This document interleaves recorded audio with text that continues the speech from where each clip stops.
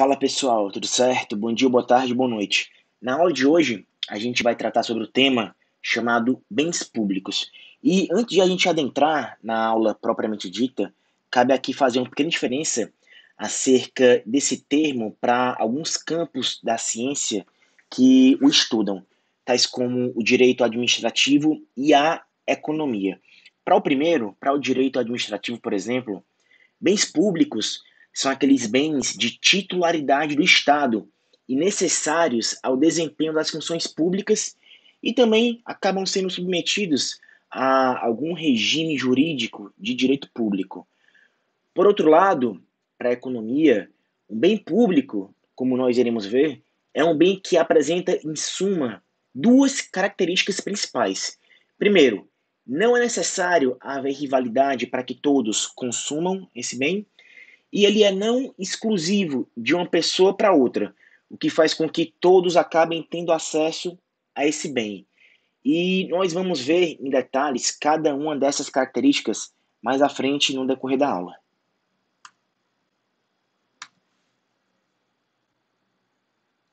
A gente viu anteriormente que para certos tipos de externalidades não é difícil eliminar as ineficiências, como no caso da externalidade de consumo do cigarro entre os fumantes e os não fumantes. E no caso de produção da externalidade, a gente viu também que o mercado por si mesmo acaba fornecendo sinais de lucro para ordenar os direitos de propriedade do modo mais eficiente. A gente também viu que no caso da propriedade comum, transferir os direitos de propriedade para alguém poderia também eliminar a ineficiência. Entretanto, logo que houver mais de dois agentes econômicos envolvidos, esse tipo de solução acaba se tornando bem mais difícil. Por exemplo, vamos imaginar que nós temos agora três indivíduos que são colegas de quarto. Um deles é fumante e os dois deles não são. Aqui, então, além de negociar com o fumante, os não fumantes vão ter que concordar entre si sobre o quanto de fumaça deve ser permitido e qual deve ser a compensação por isso. Pois talvez um dos não fumantes, seja muito mais sensível à fumaça do que o outro, ou um deles pode ser muito mais rico do que o outro. Então, percebam que eles podem ter preferências e recursos muito diferentes e tem que encontrar um acordo que permita a alocação eficiente de fumaça. Então, a gente viu que é bem mais difícil de três agentes concordarem entre si. Agora, no caso de 1.000 pessoas e no caso de 1 milhão de pessoas, a correção da externalidade seria muito mais difícil de ser resolvida, pois o quanto de poluição deveria ser permitido no caso de um país. E se parece difícil obter um acordo com apenas três colegas de quarto, imagine no caso de um país inteiro, de 200 milhões de pessoas, por exemplo. Então, a gente percebe que a externalidade de fumaça com três pessoas acaba sendo um exemplo de bem público, como a gente vai ver mais à frente. Ou seja, é um bem que tem de ser fornecido na mesma quantidade para todos os consumidores envolvidos. Nesse caso, a quantidade de fumaça gerada vai ser a mesma para todos os consumidores. E cada pessoa pode atribuir-lhe um valor diferente, mas todos vão ter que consumir a mesma quantidade desse bem.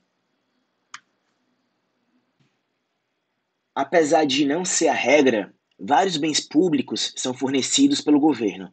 Por exemplo, as ruas e calçadas de uma cidade são fornecidas pela prefeitura, pois toda cidade tem um certo número e determinada qualidade de ruas que todas as pessoas podem utilizar. Por exemplo, a Defesa Nacional é um outro bom exemplo de um caso de um bem público, pois há um certo nível de defesa nacional proporcionado a todos os habitantes de um país. Então, cada habitante pode avaliá-lo de um modo diferente, pois uns podem querer mais defesa nacional, enquanto outros podem querer menos defesa nacional.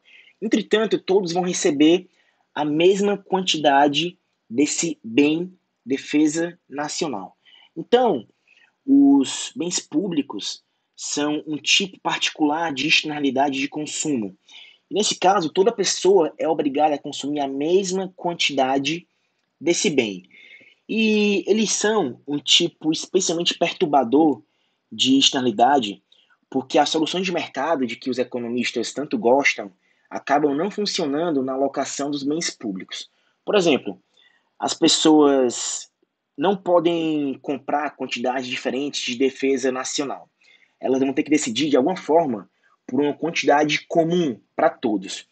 E como está descrito no slide, o governo pode tanto prover um bem público via empresas privadas ou o governo pode produzi-los diretamente. Portanto, o fato de um bem ser provido pelo governo não torna um bem público. Por exemplo, educação é talvez o melhor exemplo de um bem privado provido pelos governos de vários países que não é um bem público.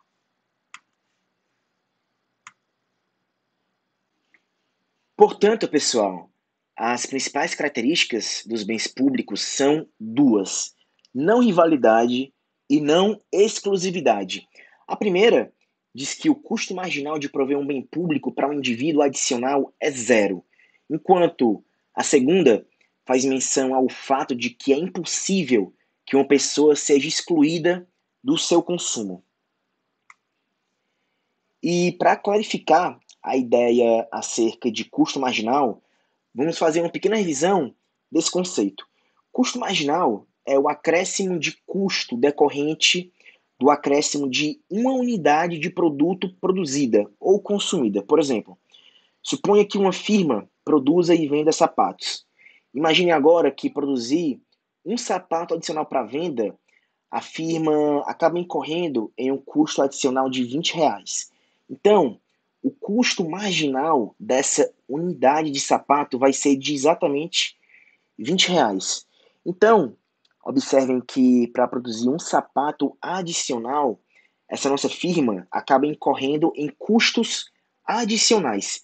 E esse custo adicional de produção, em relação sempre à última unidade de produto que foi fabricada, é justamente o nosso custo marginal que nós acabamos utilizando nessa concepção de não rivalidade no consumo de um bem público.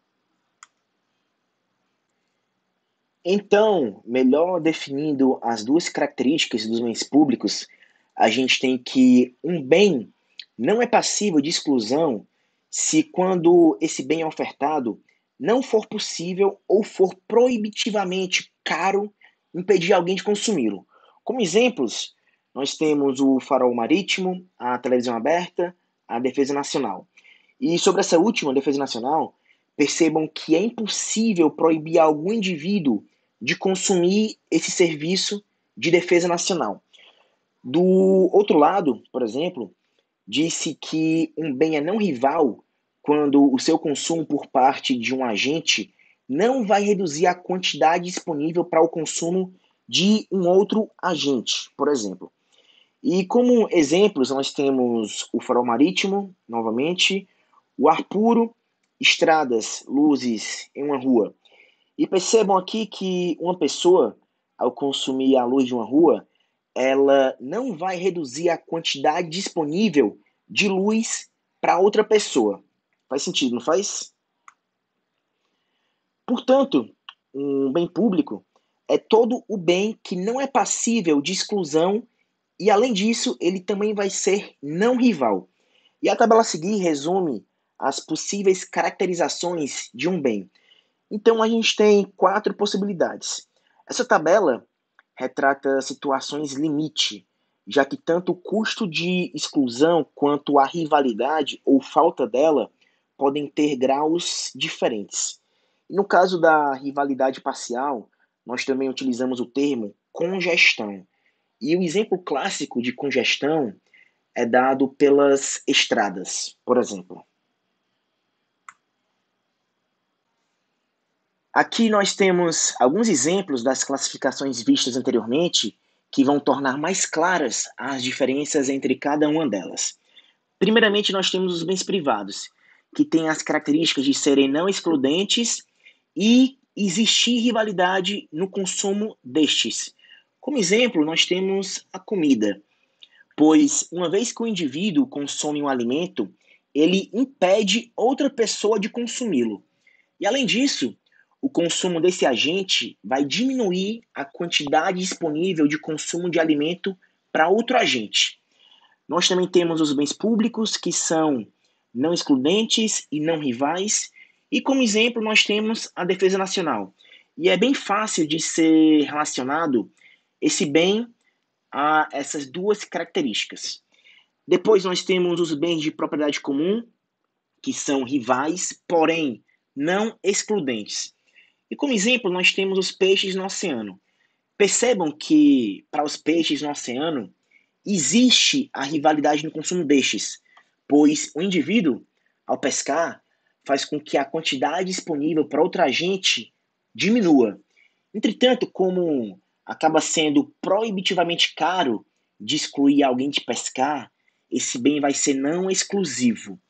E por fim, nós temos os bens de clube, que são excludentes, porém são não rivais no seu consumo. E como exemplo, nós temos a TV a cabo, pois é possível excluir alguém do seu consumo, porém o consumo desse indivíduo não diminui a quantidade disponível para outro agente. E, por exemplo, imagine um indivíduo que esteja consumindo a TV a cabo em um ambiente e posteriormente chega um segundo indivíduo nesse mesmíssimo ambiente, porém o consumo da TV a cabo pelo primeiro agente não vai fazer com que o consumo seja diminuído desse bem para o agente que chegou posteriormente. E por fim, notem que acerca dos bens de propriedade comum, como os peixes no oceano, por exemplo, um papel do governo, nesse caso, deve ser o de garantir que tais bens não sejam usados em excesso. Pessoal, e a estrada? Ela é qual tipo de bem? A dica aqui é que a resposta depende se a estrada está congestionada ou não e se é uma estrada com pedágio ou não. Entenderam? Então, vamos considerar os diferentes casos a seguir. Nós temos 4 possibilidades. Primeiro, a estrada sem pedágio e descongestionada é um exemplo de bem público, pois é não rival e não excludente. Pois, pelo fato de não existir rivalidade, o consumo desta por um agente não vai diminuir o seu consumo para um segundo agente. E não exclusividade indica que é muito caro a exclusão do seu consumo para algum agente. Logo, a estrada sem pedágio e descongestionada é um exemplo claro de bem público. Já a estrada com pedágio e descongestionada é um exemplo de bem de clube, ou seja, excludente e não rival. Ou seja, pelo fato de existir um pedágio, ela vai ser excludente no consumo e pelo fato de ela estar descongestionada, ela vai ser não rival, ou seja, o consumo desta por um agente não diminui o consumo desta para outro agente. Por sua vez, a estrada sem pedágio e congestionada é um bem de propriedade comum, pois existe rivalidade no seu consumo, porém existe não exclusividade. Ou seja, o consumo desta por um agente vai diminuir o seu consumo para um outro agente, e pelo fato de não existir pedágio, nesse terceiro caso, vai ser muito caro a exclusão do seu consumo para um agente qualquer. E, finalmente, a estrada com pedágio e congestionada é um exemplo claro de um bem privado, pois, nesse caso, existe rivalidade no seu consumo e também existe exclusividade no seu consumo. Agora eu faço a seguinte pergunta para vocês: por que um bem público é referenciado como uma falha de mercado? Talvez já tenha ficado claro com a nossa discussão no início da aula, pois a falha de mercado que existe na produção dos bens públicos decorre do fato justamente de que é impossível determinar o real benefício que cada indivíduo vai desfrutar do seu consumo. Logo, é inviável determinar de forma totalmente justa o preço que cada um vai pagar. Assim, percebe-se que o mecanismo competitivo, em que a gente tem eficiência econômica, não mais funciona, pois é possível que terceiros usufruam do bem sem pagar por ele. Daí decorre a falha de mercado. Então, a gente nota que o fato de não ser possível individualizar o consumo permite com que algumas pessoas desfrutem dos bens públicos sem pagar nada por eles. E essas pessoas são conhecidas como caroneiras, ou do inglês como free riders. E alegando que não querem ou não precisam consumir esse bem público, eles se negam a pagar, ainda que acabem usufruindo o benefício desses bens. E desse modo, podemos afirmar que a presença dos caroneiros está intimamente ligada ao problema da não exclusividade presente nos bens públicos. Lembrando que a não exclusividade é a característica de ser muito caro excluir algum indivíduo do consumo de um determinado bem. E depois disso, fica fácil enxergar que a presença dos caroneiros nos mercados de bens privados é quase impossível devido justamente à individualização existente para esses bens privados. Vamos fazer nessa parte um exercício mental utilizando o exemplo a seguir. Imagine que nós temos dois colegas de quarto que tentam decidir sobre comprar ou não um aparelho de TV. E dado o tamanho do apartamento, a TV vai ser necessariamente instalada na sala e ambos os colegas de quarto poderão assisti-la sem nenhum problema. Portanto, essa TV é considerada como um bem público ao invés de um bem privado. E além disso, nós temos aqui a riqueza inicial de cada pessoa, que é dada por W1 e W2, a contribuição de cada pessoa para a compra da TV, que é de G1 e G2, a quantidade que resta para o consumo privado após a aquisição da TV, que é de X1 e X2, e por fim o preço da TV, que é de C unidades monetárias. Então, dadas essas condições, como que esses dois colegas de quarto resolveriam esse problema? Será que eles iriam comprar a TV realmente? E quanto que cada um pagaria pela TV? Além disso, quanto cada um está disposto a pagar realmente pela TV? Será que é possível que algum deles opte por não pagar, deixando o encargo total para o outro agente e virar assim um caroneiro ao assistir pela TV que ele não pagou? Ou seja, é possível que alguma dessas situações ocorra. Dentro dessa situação que foi exposta no slide anterior, vamos explorar duas possíveis condições que poderiam acontecer com os dois colegas de quarto. Primeiramente, nós temos esse exemplo no qual a TV custa R$ 150 e cada indivíduo tem R$ 500 de riqueza e a TV vai dar um benefício de 100 para cada indivíduo. É utilizado o termo aqui jogador pelo fato de esse quadro mostrado no slide ser nada mais nada menos do que um jogo qualquer dentro da teoria de jogos, por exemplo.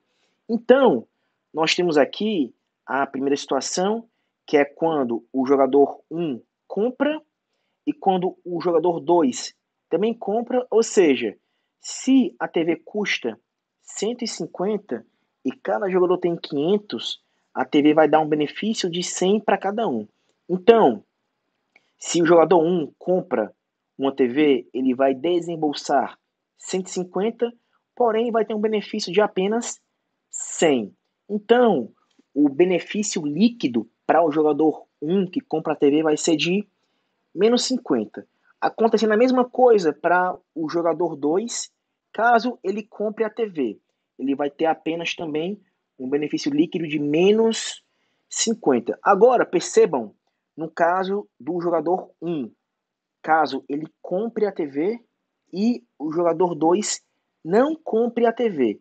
Nesse caso, aqui, que eu estou indicando no slide, nós teremos o jogador 2 como um caroneiro, pois ele tem um benefício líquido de 100 quando ele não pagou nada pela TV. Ou seja, como a TV nesse caso tem características de um bem público, o jogador 2 vai poder usufruí-lo sem pagar nada por ele, quando apenas o jogador 1 pagou por esse bem, por exemplo. Da mesma forma, o caso diametralmente oposto ocorre nessa parte quando o jogador 2 compra a TV e o jogador 1 não compra. Nesse caso que eu estou sinalizando, vai ser o jogador 1 que vai ser o caroneiro. E por fim nós temos esse último caso, que é quando o jogador 1 e o 2 não compram a TV e ambos obtêm um benefício líquido de zero, por exemplo. Então, nós temos dois casos para os quais nós temos caroneiros, sendo o jogador 1 ou o jogador 2. Agora nós temos a seguinte situação. A TV vai custar R$50, cada jogador ainda tem uma dotação inicial de R$500, e a TV da mesma forma vai dar um benefício para cada indivíduo de 100. Então, quais seriam as situações que nós poderíamos ter para esse caso? Caso ambos os jogadores comprem a TV, ambos iriam obter um benefício líquido de 50. Agora, caso apenas o jogador 1 compre a TV, ele obteria um benefício líquido de 50, enquanto o jogador 2 que não compra obtém um benefício líquido de 100. Nesse caso, novamente, o jogador 2 estaria sendo um caroneiro. Para o caso agora, quando o jogador 1 não compra, ele tem um benefício de 100 quando o jogador 2 compra. Nesse caso, o primeiro indivíduo é um caroneiro. E nesse último caso, da mesma forma, nenhum dos dois obtém benefício pelo fato de nenhum deles comprarem a TV. E notem que, para os dois exemplos, nós temos duas situações nas quais nós temos caroneiros, seja o indivíduo 1 ou o indivíduo 2. No exemplo anterior, a gente tinha uma decisão a ser tomada, que era a de prover ou não a televisão. Porém, o mesmo tipo de fenômeno pode ocorrer também na hora de escolher quanto prover um bem público. E nessas imagens, por exemplo, nós temos duas possíveis situações de caroneiros. Um relacionado a um trabalho em equipe e outro relacionado à senha do Netflix. Agora vamos retornar para o problema dos dois colegas de quarto que estão decidindo se compram ou não uma TV. E além do quanto cada um vai gastar com essa TV. E obviamente, quanto mais dinheiro eles decidirem gastar, melhor vai ser a qualidade da TV. Então, vamos supor que Gzão mede a qualidade da TV e a função que mensura o custo da TV é dada por C Gzão. Gzão aqui é o argumento dessa função. E essa função, obviamente, é crescente nesse argumento Gzão. Então, nós temos a restrição orçamentária desses dois colegas de quarto juntos. E ela vai ser dada por x1 mais x2 mais CG, que é a função custo da TV, igual a W1, W2. Onde x, novamente, indica os gastos dos indivíduos com outros produtos e W indica a renda de cada um. Notem que essa função CG permanece do lado esquerdo da igualdade por ser uma despesa, assim como x1 e x2. Portanto, o problema do indivíduo 1 vai ser o de maximizar essa função utilidade, que é crescente nos gastos individuais, x1, e também na qualidade da TV, gzão. E essa maximização está sujeita à restrição orçamentária dos dois indivíduos e também a um nível de utilidade dada do indivíduo 2. Então, resolvendo esse problema de maximização com restrições, a gente obtém um resultado mostrado na equação 1.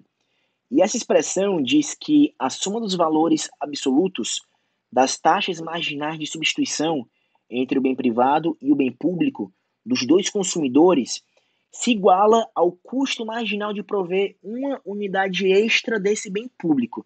E a gente sabe que para um bem privado, a taxa marginal de substituição deve se igualar sempre ao custo marginal. E no caso de um bem privado, Cada pessoa pode consumir uma quantidade diferente desse bem. Entretanto, todas elas tendem a atribuir-lhe o mesmo valor na margem. De outro modo, eles iam querer trocá-lo. E, de outro lado, agora no caso de um bem público, todas as pessoas têm de consumir a mesma quantidade desse bem. Entretanto, todas podem atribuir-lhe um valor diferente na margem, diferentemente do que ocorre com o bem privado, por exemplo. Portanto, para a gente saber qual o benefício marginal dos bens públicos, nós devemos perguntar qual o valor que cada pessoa atribui a cada unidade adicional produzida. Então, o benefício marginal é obtido somando-se esses valores para todos os usuários desse bem, conforme mostrado na equação 1 do slide anterior. Agora, nessa figura, que é bem interessante, nós temos dois consumidores com preferências diferentes acerca de um bem público. E esse exemplo discorre sobre a produção eficiente de um bem público. No eixo Y, nós temos o benefício marginal do consumo de um bem público, enquanto no eixo X, a gente tem a quantidade desse bem que é produzida. Aqui, D1 e D2, que são essas linhas azuis, representam a demanda de um bem público por parte dos consumidores 1 e 2. Quando existe apenas duas unidades desse bem público, percebam que o consumidor 1 está disposto a pagar R$ 1,50 para consumir esse bem, enquanto o consumidor 2 está disposto a pagar R$ 4. E esses valores são justamente os seus benefícios marginais. Então, o benefício do consumidor 1 somado ao benefício do consumidor 2 vai nos dar o benefício marginal social. Ou seja, quando existem duas unidades, o benefício marginal social vai ser R$ 1,50 mais R$ 4, que vai ser igual a R$ 5,50. E percebam que quando essa soma é calculada para cada nível de produção do bem público, a gente consegue obter a curva de demanda agregada da sociedade para esse bem público, que é dada por essa curva mais escura, essa curva representada por essa curva escura D. Portanto, a quantidade eficiente produzida é aquela para a qual o benefício marginal da sociedade é igual ao custo marginal desse bem.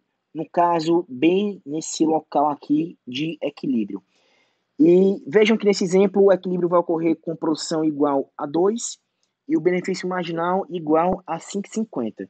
Ou seja, nesse ponto vai estar valendo justamente o resultado da nossa equação 1, mostrada anteriormente. Aqui seguem alguns comentários feitos acerca do gráfico anterior, porém de forma mais organizada.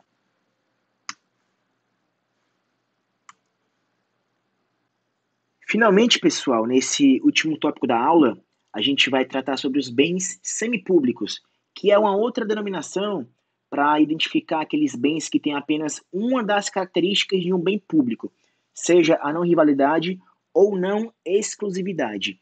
E há também quem classifica esses bens semipúblicos como bens meritórios. E nesse caso, seriam bens que apresentariam características de bens privados, mas que pela sua grande importância deveriam ser disponibilizados pelo setor público, por exemplo. E como exemplo, nós temos o caso do acesso à saúde e à educação. E percebam que, em ambos os casos, existe não exclusão no consumo, pois, em teoria, todos têm direito ao acesso à educação e à saúde. E quanto à característica de rivalidade, a gente pode dizer que até que o limite de vagas na escola seja alcançado, no caso da educação, não existe rivalidade no consumo, pois não há diferença se entra um aluno novo na sala de aula, supondo, obviamente, que o limite de vagas ainda não foi atingido. Porém, depois de atingido o limite de vagas disponível, percebam que a rivalidade passa a existir. Então, como são bens com características de bens privados, pois existe rivalidade depois de atingir o limite de vagas, e de bens públicos, que é a não rivalidade, até certo ponto, e também não exclusividade, eles são denominados de bens semipúblicos ou bens meritórios.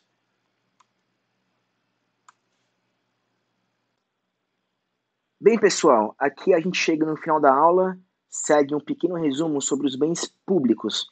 Em suma, a gente diz que os bens públicos são aqueles que são não rivais e não exclusivos. Ademais, os bens públicos podem ser providos pelo setor público e também providos pelo setor privado. E, adicionalmente, a gente viu que um bem semipúblico ou meritório é aquele em que temos somente uma das características do bem público, ou temos os dois, porém de forma limitada. E, obviamente, o bem privado é aquele que é rival e exclusivo no seu consumo. Por fim, vale mencionar novamente que o fato de um bem ser público não implica que ele foi produzido pelo governo. Assim, se uma empresa privada eventualmente for a responsável pela segurança nacional de um país, ainda assim, a segurança nacional, nesse caso, vai ser considerado um bem público, pois tem características de não rivalidade e não exclusividade. Vamos fazer agora algumas questões para sedimentar todo o conteúdo que nós vimos na aula de hoje. Sobre os bens públicos, bens rivais e bens excludentes, pode-se afirmar, nesse caso, apenas um item é o correto. Bens rivais são bens em que o consumo de uma unidade por uma pessoa elimina a possibilidade de que alguém desfrute do bem. Dessa forma, ser um bem não rival é uma condição suficiente para que um bem seja considerado um bem público puro. Errado pelo fato de não ser uma condição suficiente, e sim uma condição necessária. E esse termo, bem público puro, é apenas para identificar aqueles bens que têm as duas características de não rivalidade e não exclusividade em um maior grau. Item B. Bens não excludentes são bens que é impossível ou muito difícil negar o acesso. Dessa forma, se um bem é rival, ele também é excludente. Errado, pelo fato de essas duas características não serem mutuamente exclusivas. Um bem pode ser excludente e não rival, ele pode ser também não excludente e rival. E nós vimos naquelas 4 classificações. Item C. Um bem público puro é um bem oferecido pelo setor público. Errado. A gente viu que um bem público também pode ser oferecido pela iniciativa privada. Item B. Um mesmo bem não pode ser simultaneamente rival e excludente. Errado. Um item que é considerado rival e excludente é justamente o bem privado. E por fim, item E. Um bem público puro é um bem em que o consumo por uma pessoa não elimina a possibilidade que alguém desfrute do bem e que é impossível ou muito caro impedir alguém de consumir. Dessa forma, um bem público puro é um bem que é não rival e não excludente. Perfeito. No caso, item correto, item E. Segunda questão. A respeito dos conceitos e uso dos bens públicos, semipúblicos e privados, é correto afirmar, exceto. Nesse caso, basta que a gente identifique a única alternativa que está errada. Item A. Os bens privados são aqueles em que a produção não é realizada por uma entidade pública e seu consumo por um indivíduo impede sua disponibilidade para outros indivíduos, ou pode impedir. Esse item A está incorreto pelo fato de que os bens privados podem sim também ser disponibilizados, produzidos pela iniciativa pública, sem nenhum problema. Logo, a primeira parte do item A está incorreta. A sua segunda parte, por sua vez, que diz que seu consumo por indivíduo pode impedir sua disponibilidade para outros indivíduos, isso está correto, que é justamente a característica de rivalidade no consumo dos bens privados. E como essa alternativa está incorreta, as demais estão corretas, portanto, gabarito correto, item A. Terceira questão. No que diz respeito aos bens públicos, semipúblicos e privados, indique a única opção incorreta. Vamos lá. Item A. Bens públicos são os bens que o mecanismo de preços não consegue orientar os investimentos a fim de efetuar sua produção, correto, como a gente viu no decorrer da aula. Item B. Bens públicos têm a característica de serem usados por todos, indistintamente, não importando o nível de renda ou condição social, também está correto. Item C. Bens semipúblicos satisfazem ao princípio da exclusão, correto, mas são produzidos pelo Estado.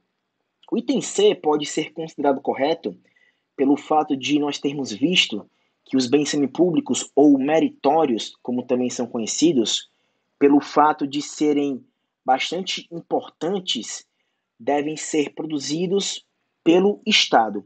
E essa discussão reside no fato de que esses bens meritórios semipúblicos gerarem uma forte externalidade positiva. Logo, devido a essa externalidade positiva e a sua importância, esses bens serem produzidos pelo Estado. Item D. O serviço meteorológico é um exemplo de um bem de consumo não rival.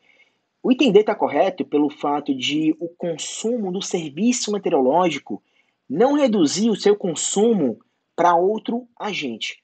Ou seja, a sessão do tempo de um jornal na TV aberta, o fato de um indivíduo assistir a sessão do tempo e se informar acerca do tempo, isso não diminui o consumo desse mesmíssimo serviço para um outro agente, por exemplo.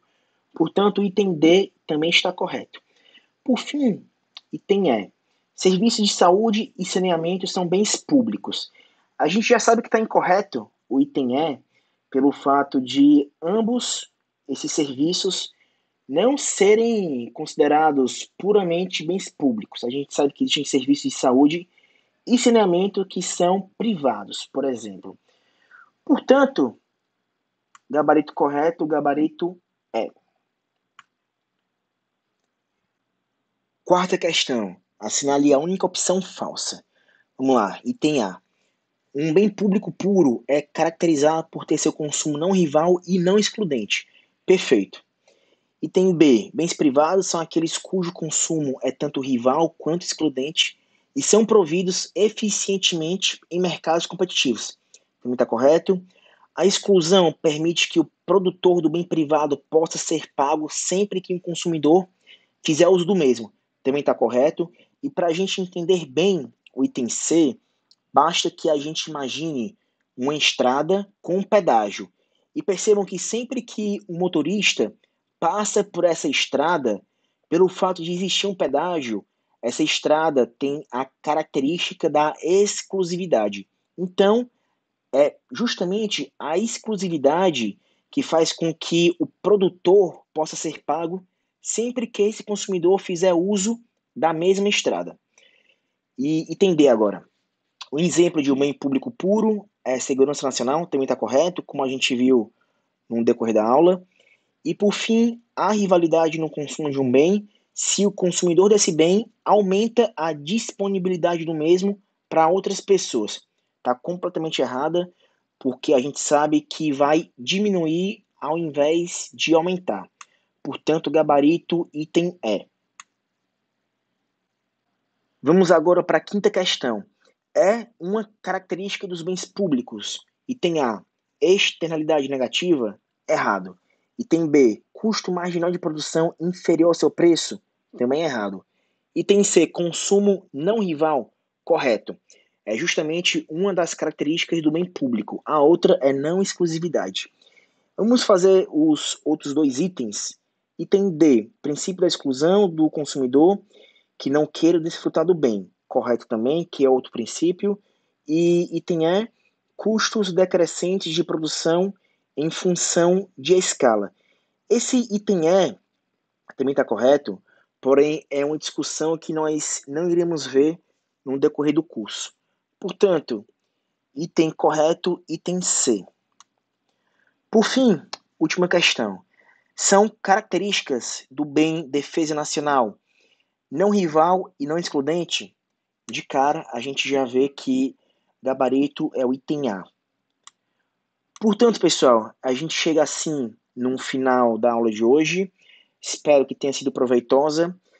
Bons estudos e até a próxima.